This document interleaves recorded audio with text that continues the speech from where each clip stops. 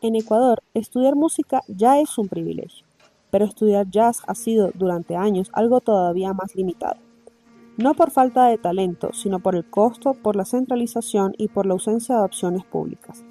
Para muchos músicos, formarse profesionalmente no depende de cuánto quieren aprender, sino de si pueden pagar o de si pueden irse del país. Ahí fue que, por ejemplo, decidí, porque yo trabajaba ya ahí en el colegio en el que me gradué, ahorrar dinero y salir a estudiar fuera mejor, porque aquí en Ecuador el único lugar donde se podía estudiar jazz era en la San Francisco, pero era muy caro, era demasiado caro. Entonces, con una beca que me dieron, igual tenía que pagar un precio que no podía pagar ni yo ni mi familia. Entonces, ahí fue que apliqué afuera y viajé a Buenos Aires y fui a estudiar allá, que me salió como mucho más asequible y económico. Juan Pablo Naula empezó a estudiar música cuando tenía 9 años, en un conservatorio público de Cuenca. Como muchos niños, llegó con curiosidad, con ganas y con una vocación todavía en construcción. Yo empecé de bastante niño a estudiar. Todo fue, todo fue bastante orgánico, digamos, por parte de mis padres. Mi padre era músico de iglesia, maestro capilla, como le llaman. Entonces él tenía como la ilusión de, creo que tener hijos músicos. Entonces siempre como que hubo ese apoyo. Entonces yo entré en el Conservatorio José María Rodríguez de Cuenca alrededor de los 9 años, 10 años, algo así. La educación artística suele idealizarse. Se habla de sensibilidad, de creatividad, de libertad. Pero no siempre es así. Cuando no hay pedagogía, cuando no hay cuidado, la formación puede convertirse en un espacio hostil. Y en lugar de acompañar un proceso, termina expulsándolo. Lastimosamente esta fue una fea experiencia, ya que en ese momento de la vida no había tantos músicos que sean buenos pedagogos, ¿no? Entonces, es decir, había mucha gente que era músico o buen músico y se creía que eso avanzaba para ser un buen profe o un buen maestro. Entonces, yo al ser niño tuve una muy mala experiencia con mi profe, era un señor que quiero decir que por desconocimiento de la pedagogía o eso, no, no estaba bien llevada a sus clases, ¿no? Era un poco grosero, un tanto así, como un ambiente bastante hostil para un niño de 9 años que quería aprender la guitarra. Por lo cual yo la verdad tuve como una primera aproximación bastante hostil con la música. Después de alejarse de la formación institucional, la música volvió desde otro lugar. No desde el aula, no desde la exigencia, sino desde la intimidad. Desde una guitarra en un cuarto, desde tocar sin presión. Luego yo dejé en unos par de años la música porque fue como una experiencia bastante deseada para mí. Sin embargo, nunca me alejé de lo que era la cuestión como artística. Siempre me gustaba pintar, me gustaba dibujar, entonces estuve como próximo a la cuestión artística recién. Y luego me acuerdo alguna vez en mi casa, en mi cuarto, estaba la guitarra ahí con la que asistía antes a clases. Y un rato me dio curiosidad como un poco ver qué pasa, ¿no? ¿Por qué esto está tan mal para mí o por qué no? Y me encontré de esos libros que son como cancioneros famosos que te muestran como todos los éxitos de temporada y un poco me puse a intentar tocar y tuve una facilidad para tocar, se me hizo fácil, o sea, empecé y me quedé tocando como un montón de tiempo la guitarra y creo que desde ahí hasta el día de hoy ya no la volví a soltar porque se me hizo como, pero no es tan difícil o no es como lo pintó en ese momento mi profesor, ¿no? Era como una cosa bastante amable, bastante linda, bastante eh, como esa conexión y el hecho de poder sentir que estoy haciendo, creando cosas, me gustó mucho. Entonces desde ahí fue que ya agarré nuevamente la guitarra y fui por este lado popular un poco, porque el otro era un poco académico, digamos, ¿no? Entonces fue por este lado popular que me enganchó y desde ahí como que no abandoné hasta el día de hoy la guitarra y la música como tal. Sí, totalmente. Yo creo que ahí es como a veces cuando dicen, ¿no? Cuando tiene que ser es, quizás en ese momento no fue, digamos, pero luego de otra forma como que volví a aproximarme a la música y esta vez todo como fue bastante orgánico, bastante amable y como te dije fue como una parte en la cual eh, me llegó a como enamorar, ¿no? El instrumento y la música como tal, con todo lo que conlleva ser músico. Durante años en Ecuador, la formación profesional en jazz estuvo concentrada en espacios privados. Eso dejó una sola opción abierta para muchos jóvenes músicos: migrar. No como un sueño romántico, sino como una necesidad.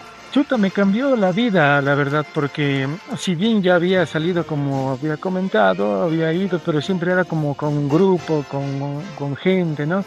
Y esta vez fue como, eh, todo eran las ganas de superarme, de ser músico, el mejor músico que pueda. Entonces, la verdad, lo demás nunca lo pensé, como nunca pensé, vas a ir a vivir solo, allá nadie te va a tirar un pan, o sea, nunca se me pasó por la cabeza eso, solo era la emoción de voy a estudiar con este, voy a estudiar esto, voy a estudiar allá, voy a poder ir recorrer, estar en conciertos, era tanta la motivación y la ilusión de ir que lo otro era como una cosa que nunca pensé, nunca se me ocurrió, ¿no?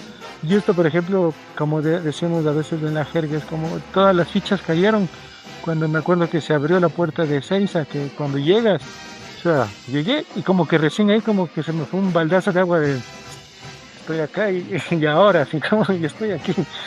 Y era, ok, vamos. El jazz no es solo una técnica musical, es un lenguaje. Un espacio donde la improvisación no es error, sino una forma de decir quién se es.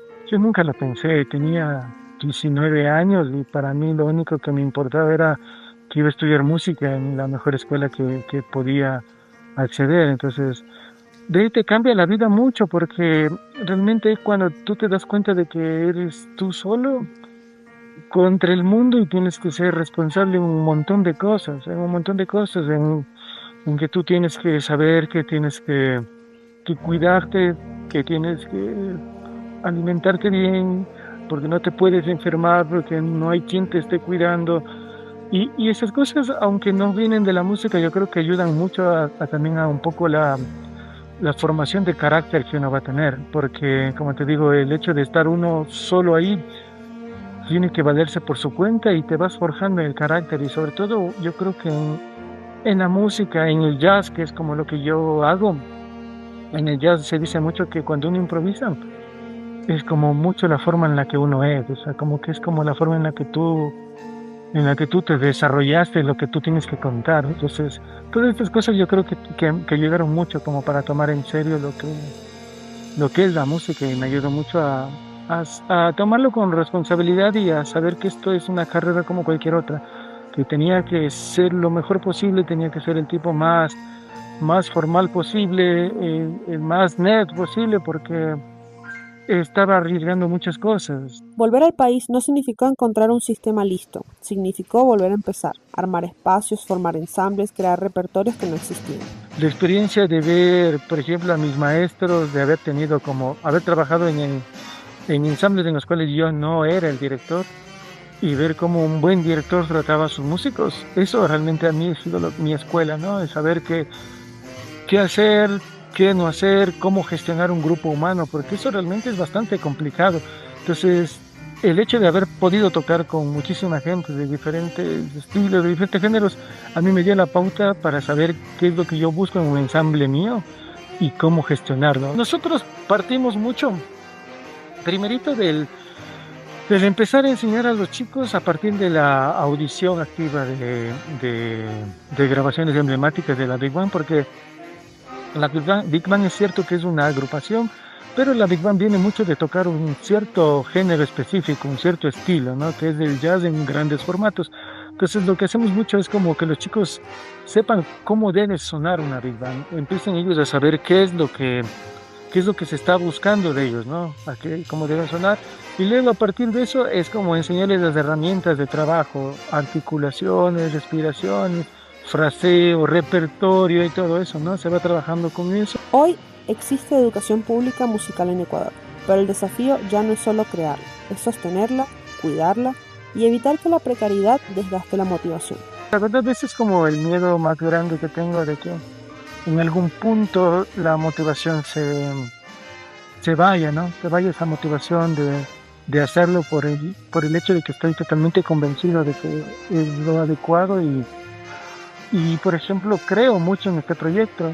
A mí me hubiese encantado que hubiera habido educación pública de música cuando yo quise estudiar música. Es por eso la razón es que yo también viajé a Buenos Aires, ¿no? el único lugar era la San Francisco, pero no podía pagarla. En cambio ahora los chicos tienen acá acceso a profesores que son muy buenos, profesores muy buenísimos, y es gratuita la educación.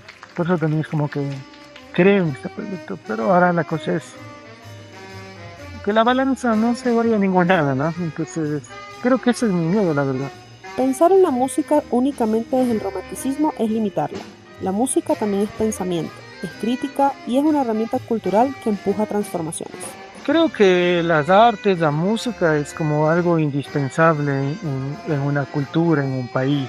Eh, y esto lo digo no desde el romanticismo, sino desde que he podido ver en otros países, que realmente es como una punta de lanza importantísima, sobre todo para las generaciones que están viniendo. Y yo creo que eso es una cosa que nos va a ayudar muchísimo a nosotros, a la música ecuatoriana, como para empezar a que la música ecuatoriana no solamente tenga como blanco y negro, como o tocamos lo más tradicional posible o no lo hacemos. La historia de Juan Pablo Naula no es excepcional, se repite. Habla de un sistema que durante años obligó a migrar para aprender y a autogestionar para crear. El jazz en Ecuador sigue improvisando su camino, no por falta de talento, sino porque todavía hay vacíos que resolver. Yo creo que es una cosa hermosa, ¿no? El hecho de que un niño pueda acceder a un concierto, descentralizar toda esta tontería de que todo es en la capital, ¿no? Descentralizar y era que un chico afuera que capaz tiene oído absoluto y vaya y escuche un violín y el chico alucine con eso, me parece que es algo muy necesario, porque a este chico le da otra opción más. Ya no va a quedarse solo con la misma opción de me tengo que quedar aquí en el pueblo y nada más. O sea, él va a saber que existen otras opciones. Entonces, yo creo que la música tiene esa cualidad, ese poder. Y sin hablar de lo otro, como te comentaba, que hay mucha gente que le hace feliz, entonces es un poder grandísimo, ¿no?